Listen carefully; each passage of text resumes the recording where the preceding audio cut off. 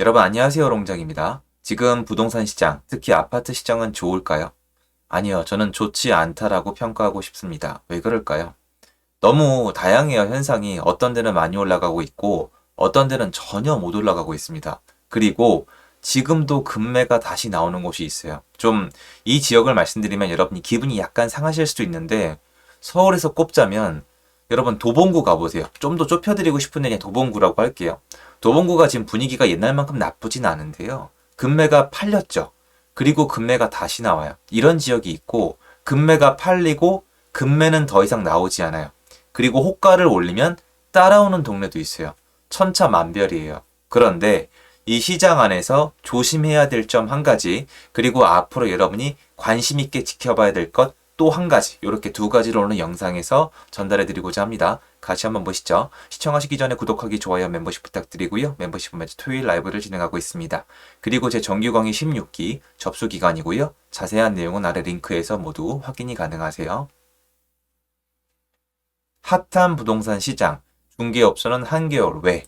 일단은 이제 기사의 목적성을 위해서 쓰신 건데 핫한 부동산 시장은 아니죠. 이게 도대체 어떻게 돼먹은 건지 모르겠는데 시장이 핫한지 핫하지 않은지를 이제 언론에서 정합니다.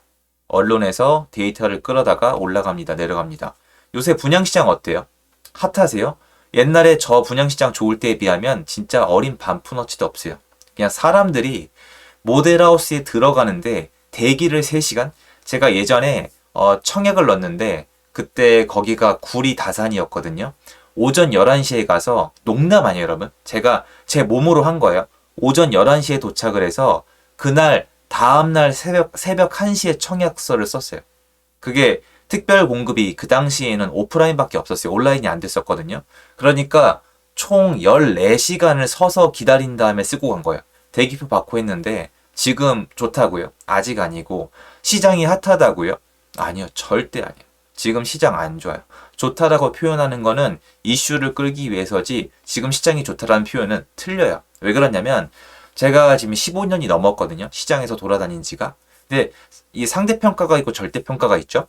작년이랑 비교해서 상대평가를 한다? 시장 좋아요. 그런데 그 15년이란 시장을 깔고 평가하면은 절대평가에 가깝겠죠? 좋지 않아요.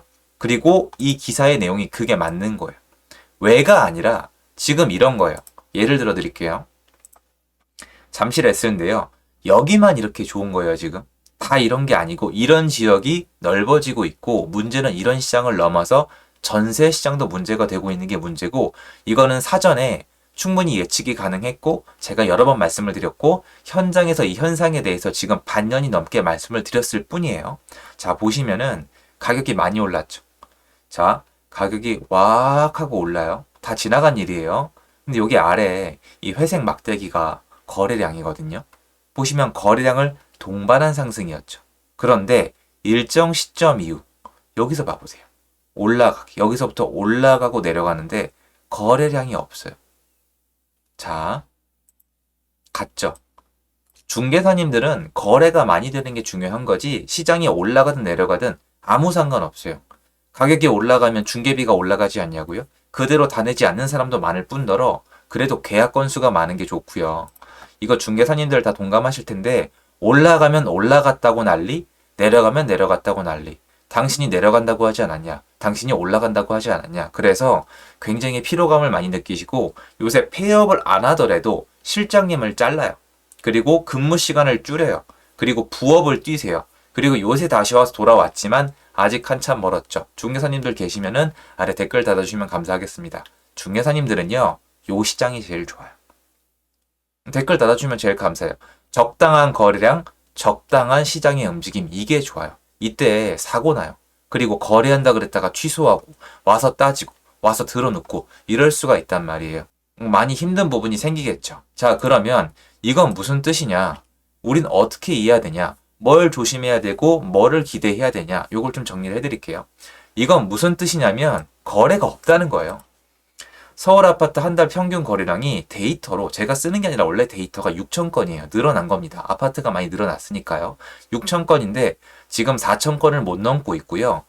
그게 문제가 아니에요. 갑자기 6천 건 됐으니까 서울 아파트 거래량 회복했다? 이거 틀린 말이에요. 왜? 누적. 1년 동안의 누적 6개월 동안의 누적, 2년 동안의 누적, 그리고 2년 동안의 누적도 중요해요. 왜 그러냐? 2년 단위 계약이잖아요. 양도세도 2년, 전세 계약도 2년이니까 2년 누적 거래량을 저는 보는데 앞으로 한동안 이런 식으로 가면은 평균적인 거래량 절대 못 따라가요. 엄청 노력을 해야 되는데 지금 뭐 정부에서 노력을 하겠습니까? 안 할 거 아닙니까? 그래서 핫한 부동산 시장은 일부 일정 기간 아주 극소량을 얘기하는 건데 그래봤자 중개사님들은 죽어나간다는 겁니다. 자, 그러면 조심해야 될 건 뭘까요? 몇 가지 정리해 드릴게요. 그런 분들이 많지는 않겠지만 이 기사 보면 어때요? 아, 시장이 핫한가 보다. 올라가나 보다. 나가보면 올라가고 있다. 그럼 따라 탈까? 올라탈까? 이런 생각을 하시잖아요. 지금 시장은 올라타면 안 되는 시장이에요.